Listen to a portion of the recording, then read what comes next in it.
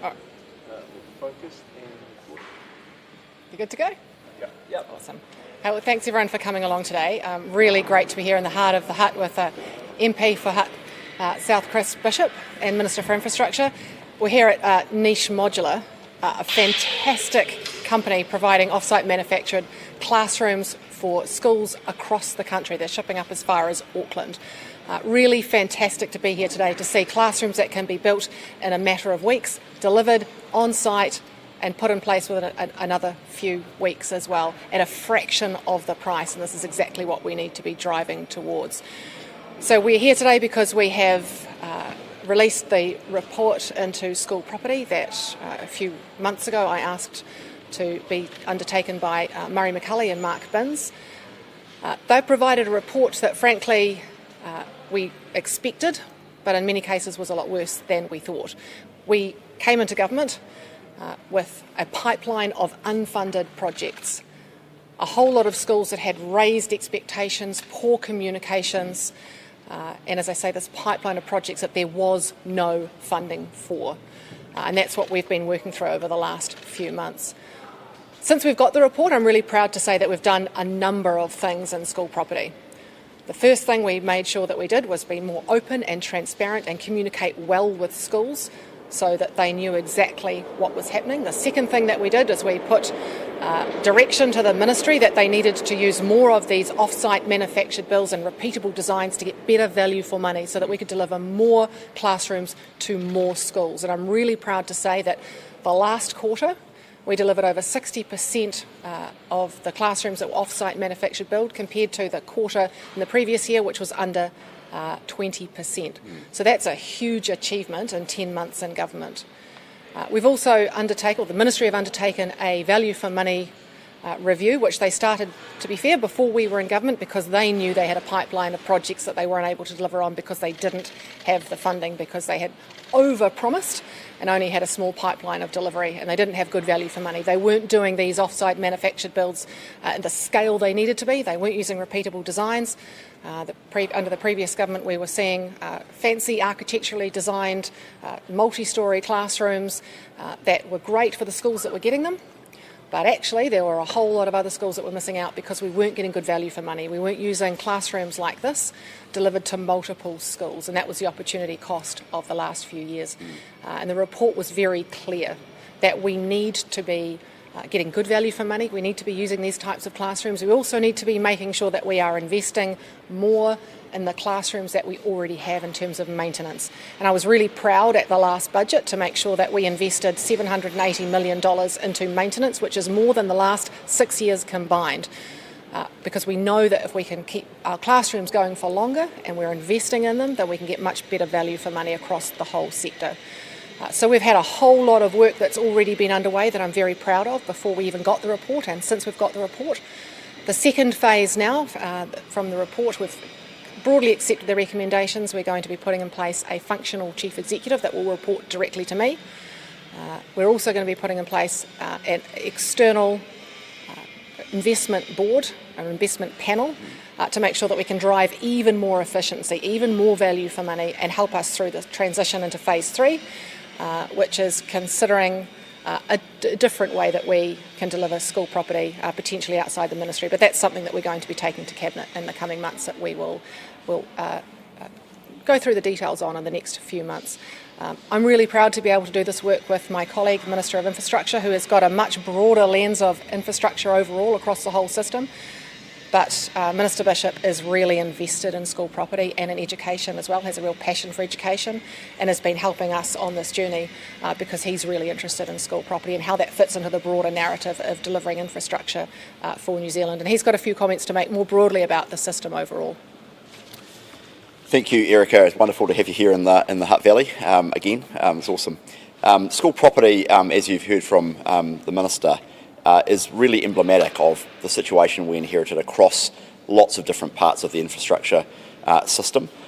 You could have similar experiences and similar results in the health sector, for example. The new Dunedin Hospital project that's been under discussion for the last couple of weeks or so is a classic example of other problems that we see across the infrastructure system.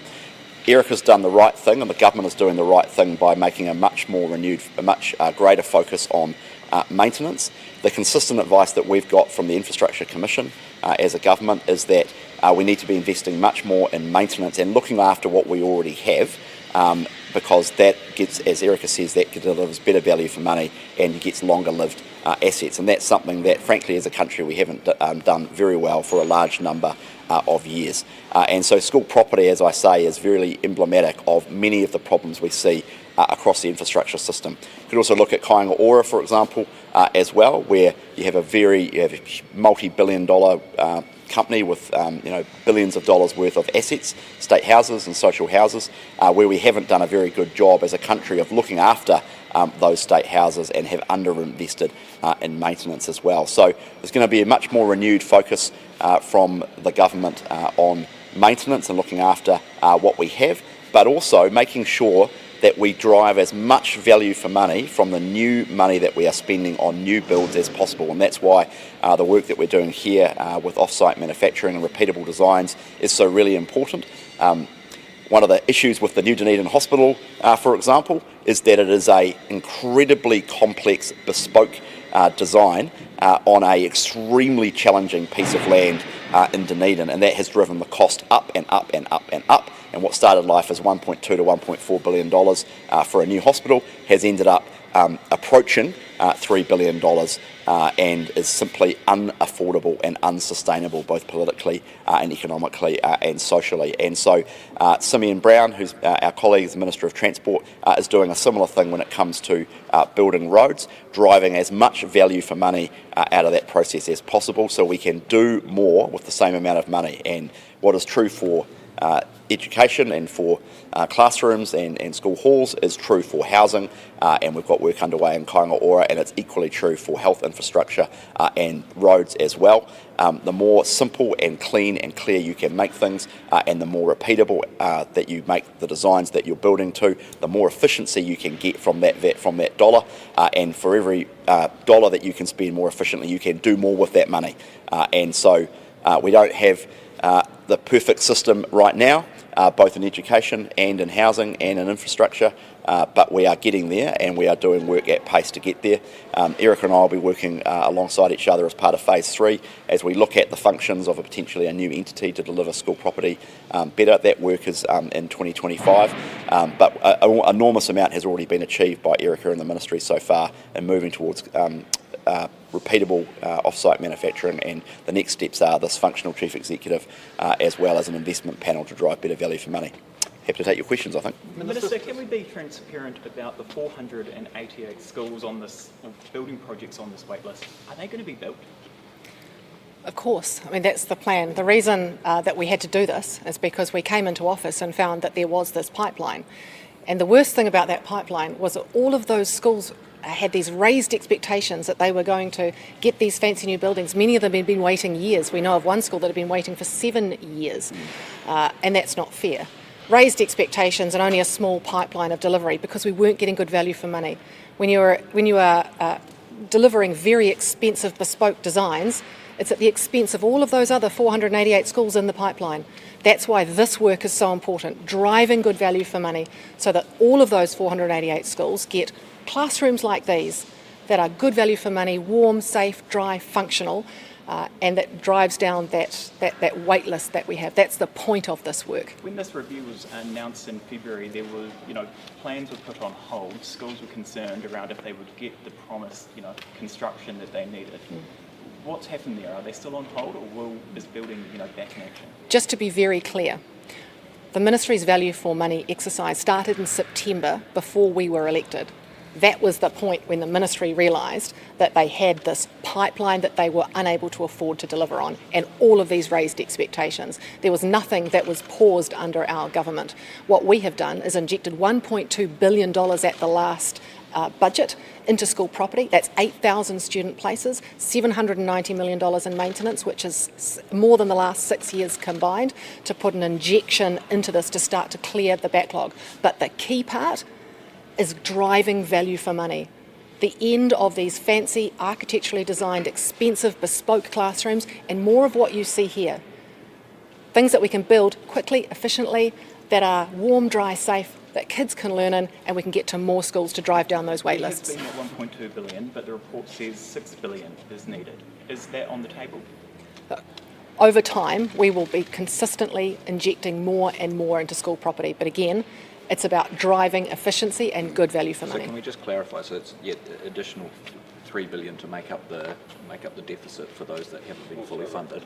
So have all 480 or whatever it is, will they be fully funded? When we came into government, we had 352 schools that landed on our lap. Those were the schools that we've been focusing on. With the last budget, we're able to clear 252 of the 352, and then the following budgets will clear the rest of the backlog. Minister, given the state of this report, do you have confidence in the Ministry of Education? But I know that as a minister, when you give clear direction, the ministry will rise to meet those challenges. And that's what's happened in the last 10 months, because we've gone from less than 20% off-site manufactured builds to over 60% when you give clear direction. Right, so in the future, you're talking about 2025, you're going to look to set up this new entity. There are about 440 staff at the ministry that currently work on school property. What happens to those people? One of the things that was really clear from the report and my discussions with both Mark Binns and Murray McCulley was there are some excellent people who work in the Ministry of Education Property Department. But we want to make sure we keep them, because many of them are looking to leave because they're not feeling like they're achieving what they need to achieve there. I want them to stay, which is why it's really important we get that functional chief executive, that really good investment panel on board to give clear direction so that those great people have confidence and stay in the ministry. Where do you both stand on the introduction or the establishment of a new agency or entity to manage that? Because I suppose your response to that has been not one way or t'other, really, at this point. We're going to take the time to do some work on that over the next few months. The report essentially recommends setting up a new entity, and there's a variety of different options for what that might look like. Some sort of schedule for a company, a more generic Crown entity, a Crown Property Holdings company. There's a variety of different entity forms, but the most important thing before you get to the structure, the actual what it is to work out what it does. And there's quite a bit of complexity around that, around the functions. School property ownership is really complex for a variety of different reasons, not the least of which is there is treaty settlements tied up and post-governance treaty entity ownership in some cases. So it's quite complex, and we're open to the conversation around having a new entity. We've just got to take our time to work it through. That's phase 3 of what we've announced today. We've done phase 1, phase 2 is underway. Phase 3 is looking at that over the next few months. I suppose that builds into the next point is were there any concerns that I suppose held you back from accepting that recommendation wholeheartedly and saying, yes, we're going to do this? Was it how does having a new entity interact with those kind of conversations? We just want to do the work, right? And we've had this report. We wanted to release it. It's a really important report, and the public deserves to know the state of the situation that we've inherited, which is really messy. So we've now published that report, and we're taking decisive and swift action to act on the bulk of the recommendations in the report and driving better value for money from the system. That work is underway right now, but I think it would be the wrong thing to do to say we're going to do it and then do the work and find out that was a bad idea. So that's happened to a few politicians in the past. We try to be a different government. We're going to do the work, and if we decide to set up the new entity, then clearly we will make those announcements. But if we don't, we'll also make that announcement. We're just going to do the work first. How much would that new entity cost to set it up? Oh, well, that all remains to be seen. It depends on the functions that you give it. It depends on the entity form. It's really easy to set up a Schedule 4A company. It's not expensive at all. But then obviously you've got, there are costs associated with it. But we've just got to work our way through that. So that remains to be seen. Can you quantify how much more efficient you can make the school property spend? How much money can be squeezed out, or how many buildings for the same amount, more buildings for the same amount of money? Just to give you an understanding of that, it costs the ministry on average $1.2 million at the moment for one classroom. There are companies that can deliver on site for $400,000. There is a huge yawning gulf in between architecturally designed bespoke buildings and off-site manufactured builds and repeatable designs, which is what we're driving to. So you can see the savings and the value for money that we will drive to get more warm, dry, safe classrooms to more students. Are there still schools though that will need permanent buildings, maybe 2 stories, that sort of thing, rather than these modular? Look, many of these companies, in fact the one we're in at the moment, are developing 2-storey blocks for schools that are permanent solutions. Minister, earlier this year you visited Ngā Mokopuna, Yes. Ngā Mokopuna announcing their rebuild. How does this change there, or does it make any, are we looking at using this modular model for that rebuild? I was really pleased to be able to visit Ngā Mokopuna and announce that they are getting new buildings in their school. It's part of our $100 million ring-fenced fund for kura kaupapa. We will be able to get better value for money by using this sort of repeatable design, but it's really important that we acknowledge for kura that they do have some additional needs and design needs, and so we will always work in to make sure we accommodate those particular needs.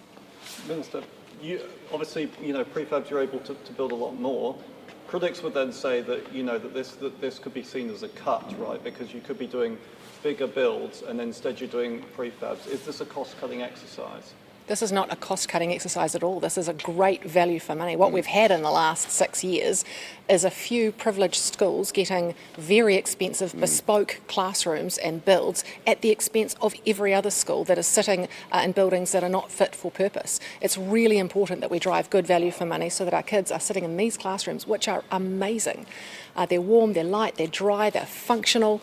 We want these for every child, rather than just the few privileged schools that happen to get that fancy, bespoke, expensive classroom. Trust has been a big issue in the report. Teachers are wondering why are some schools getting great work and we don't have anything.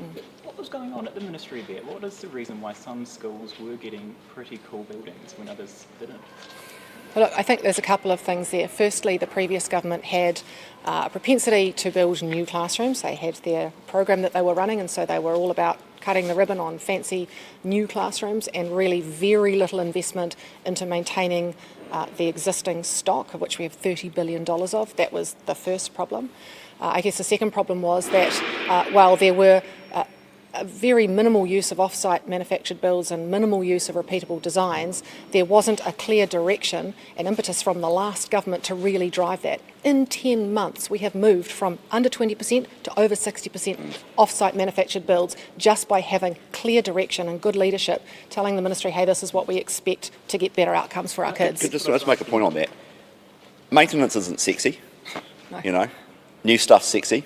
Maintenance isn't, but it's super important, as everyone driving on the roads that are filled with potholes knows, because we have not invested enough in maintaining the roads, maintaining our school classroom portfolio, maintaining the state houses around the country.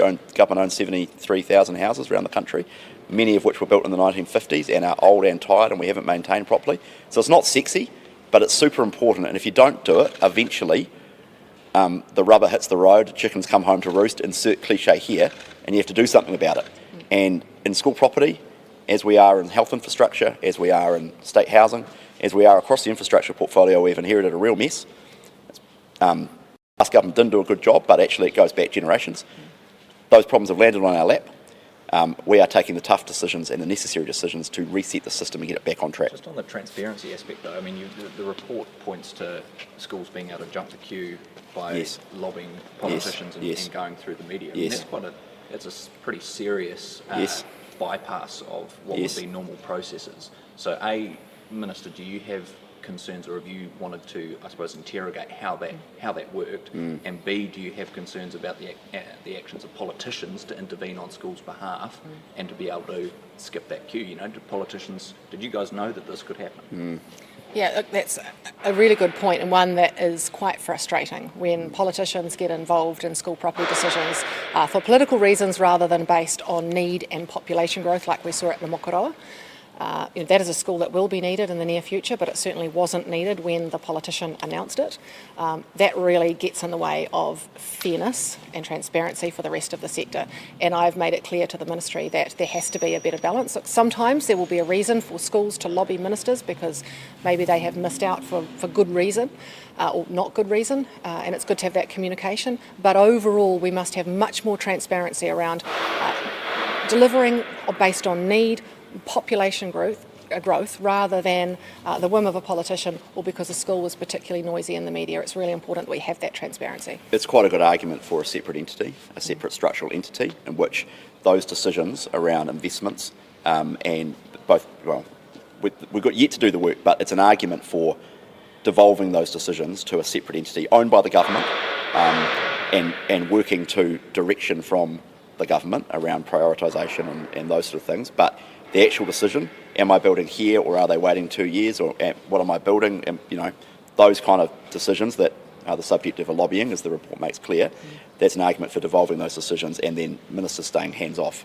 And there are quite strong arguments for the reasons the report makes obvious for that. Is there any responsibility, speaking to that $1.2 million figure per classroom, is there any responsibility that the, I suppose, construction sector or the private sector has to take for, the report notes that there was the potential, I suppose, taking advantage of a captured client, I think the phrase was. So is there any aspect there that private sector saw the Ministry of Education and said, we can charge these guys as much as we want to be able to build the stuff that we could build for however many hundreds of dollars less?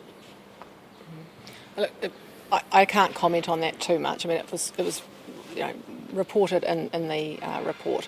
But what that requires is a ministry or another entity or whatever we're going to move to make sure that they're driving, to make sure they're getting good value for money and holding their feet to the fire of those contractors to make sure that we're getting good value for money and that it is at proper market rates. So that is one of the considerations about if we move to a new entity, how will that impact those contracts. The investment panel will make a big difference there.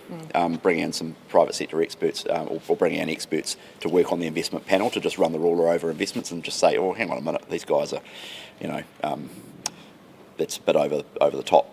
So that an investment panel, so bringing in some of that expertise inside the ministry will make a difference alongside the other changes. And Will schools continue to be responsible for their own maintenance? Well, that's one of the questions that we are looking into, because at the moment there is a certain responsibility on a school board to take control and responsibility of their maintenance, but we are also looking at how do we get really good value for money if we're able to do that at scale. There has been a program that the ministry have run that's been extraordinarily successful in our rural and isolated schools, and so we will be looking at how do we potentially replicate that and have schools buy into that model where we get much better value for money by having efficiencies of scale. Minister Bishop, in your electorate, Wainuiomata High School is coming to the end of its rebuild. Is that due to finish, or is there? Can you give us any update on that? Yes, Wainuiomata High School, the rebuild is, I think, probably 75% complete. I was actually there last week checking it out. That's been a long process. And to the question before around politicisation, that's a project that was announced in 2017 by the ministry as a rebuild, as the school's old and needs work. And Jacinda Ardern went to the Wainui Rugby Club 2 days before the 2017 election and doubled the budget. Just literally announced a doubling based on nothing more than I think the fact that announcing a doubling sounded good on TV, then the government, obviously Labor won the election and they had to make good on that promise, and but it's been a long process to get here. So the rebuild eventually started. It's now 7 years ago since the original announcement was made, and it will be finished in 2025. So that's 8 years from announcement. And that speaks to some of the challenges around school property, which is politicians making big announcements about school projects on the eve of elections, the business case wasn't even done until 2020. So, But it will be completed. It will be, absolutely will be completed. There's no doubt about that. I'm looking forward to going and cutting the ribbon on it. Lobbying, You can come too if you want. I'd love to. Very good. Ardern's lobbying clearly didn't help them jump the queue then. It certainly helped them get. Eventually they got double the money than what the ministry was proposing for the school. And the people of Wainuiomata are very happy about that, unsurprisingly, because every community wants more money.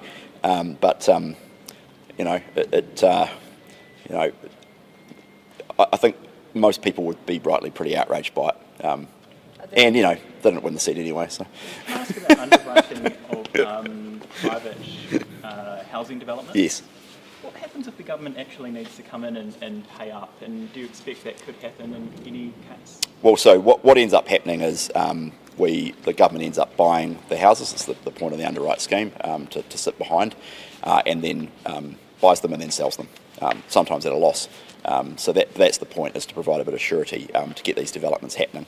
And we think it's the right time to do it, where interest rates are still really high, and we are concerned about building consents in the construction sector downturn. So we're at the right point of the cycle. It's not going to be something that sits there forever, but over the next period of time, while interest rates are still high and the construction sector is in a downturn, we think it's the right thing to do. And what we want to do is get interest rates down, obviously, and the track is good and positive. And then we want all of the other policies that we're bringing forward around land supply and infrastructure funding and financing to kick in, but that's obviously going to take a bit of time. And then we want, a huge burst of house building. Let's talk about those developments. The developers needing to be credible. What is the criteria for defining a developer as being credible? Yeah, so that will be up to the Ministry of Housing and Urban Development, and they'll have a range of criteria that they'll be publishing around that. But my expectation is they'll be looking at things like track records, having already done some of these developments in the past, and things like that, and delivered on time and on budget and things like that. They'll be publishing that. It's really important that ministers. We're not the ones making the decisions around what developers get access to the underwrite or not. Those decisions will be made by officials. We've set up the parameters of the scheme and announced it, but the actual operations will be done by the Ministry of Housing and Urban Development. We've obviously seen with Deval, a very high-profile case yes. of a developer struggling with, yes. with its finances. Yes. Are you not concerned, that there could be a similar situation out there with another developer? Well, we've put in place, MHUD and will be putting in place guardrails to try and avoid as much of that as possible.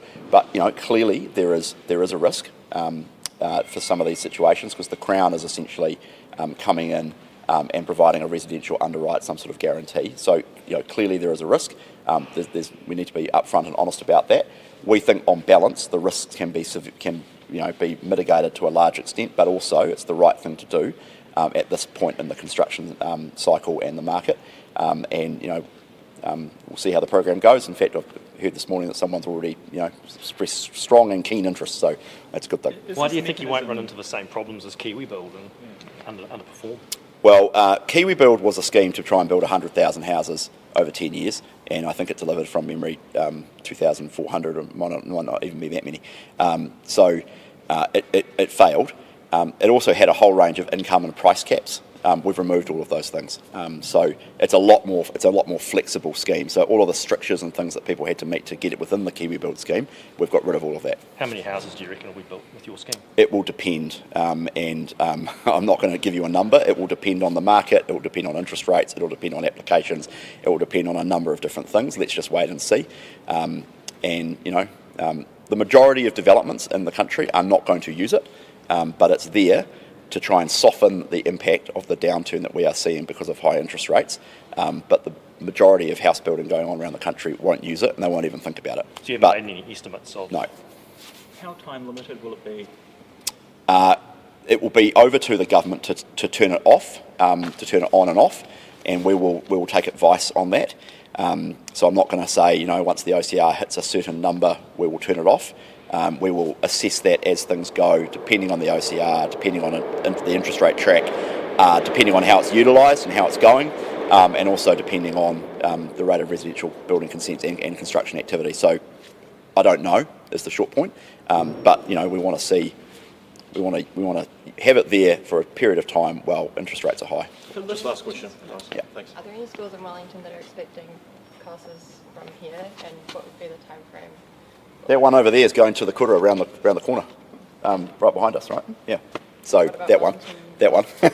Sorry. Yeah, look, there's already been a number of classrooms that have been built here that have gone to Wellington Girls, and I know that there are a number more that they're going to be designed and delivered for Wellington Girls. Mr. Bishop, can I just one last question about your electorate? Lower Hutt's waste treatment plant is causing a bit of a stench at the moment. Have you noticed the smell yourself, and have you been fielding complaints? Yes, I live around the bay, and I have to drive through the Seaview stench every day, sometimes multiple times a day. It is disgusting, and the people of Lower Hutt are rightly really annoyed about it. It is genuinely absolutely filthy and disgusting. It's got worse in the last few weeks,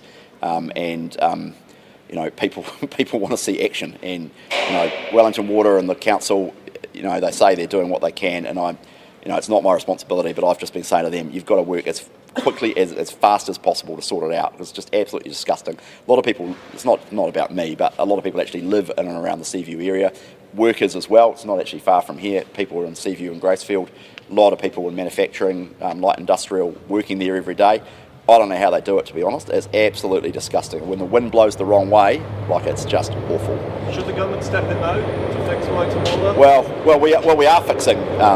We are fixing Three Waters. That's our policy. Local Water Done Well that Simeon's working on, and the Wellington councils, including the Hutt and Upper Hutt, and all the other councils we have in Wellington, are having conversations around a new regional water entity to take over from Wellington Water, which I think everyone understands has been just a disaster in practice, because we had the fluoride issue a couple of years ago, and it turned out they weren't putting fluoride in the water and weren't telling anybody about it. Now we've got the Seaview stench. There's any number of other examples over the last couple of years. So I think everyone understands Wellington Water's been a disaster.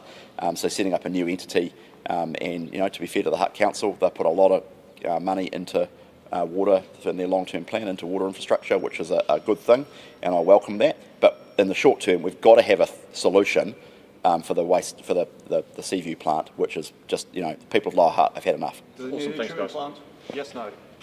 That's not a decision for me, but we need to fix the stench. People can't live with, the whiff of, I was going to say a rude word, but, people can't live like that, and people can't work like that, so we need to fix it, and that's my message to Wellington Water and to the council. Okay, got to go. Thank you. Sorry. Sorry, can I ask you? Of course. Sorry.